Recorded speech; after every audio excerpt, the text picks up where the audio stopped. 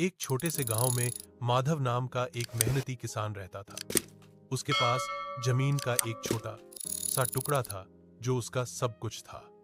मगर पिछले कई सालों से उस गांव पर सूखे का साया था।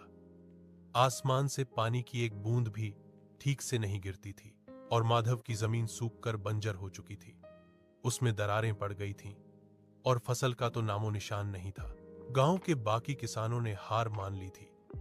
किसी ने गांव छोड़ दिया तो किसी ने खेती छोड़कर मजदूरी शुरू कर दी। सब माधव को भी यही सलाह देते, माधव अब इस जमीन में कुछ नहीं रखा, मेहनत करना छोड़ दे। लेकिन माधव की आंखों में एक अजीब सी चमक थी। वह चमक थी उम्मीद की। वह अपनी जमीन को अपनी मां मानता था और उसे यकीन था कि उसकी मां एक दिन जरूर फल देगी। हर सुबह वह अपनी कुदाल लेकर खेत पर जाता। वह सूखी मिट्टी को खोदता जैसे कोई डॉक्टर बीमार का इलाज करता है। वह दूर नदी से, चाहे कितनी भी दूर हो, एक एक घड़ा पानी भरकर लाता और अपनी प्यासी जमीन के छोटे से कोने को सींचता। गांव वाले उसे पागल कहते, इतने से पानी से क्या होगा? यह तो समंदर में एक बूंद डालने जैसा है। माधव बस मुस्कुराता और कहता, प्रकृति हमें एक बार में सब कुछ नहीं देती। वह पहले हमारी मेहनत और विश्वास को देखती है। एक दिन जब सब किसान निराश होकर घरों में बैठे थे, तो माधव ने अपने छोटे से सींचे हुए कोने में कुछ बीज बो दिए। सब हंसे।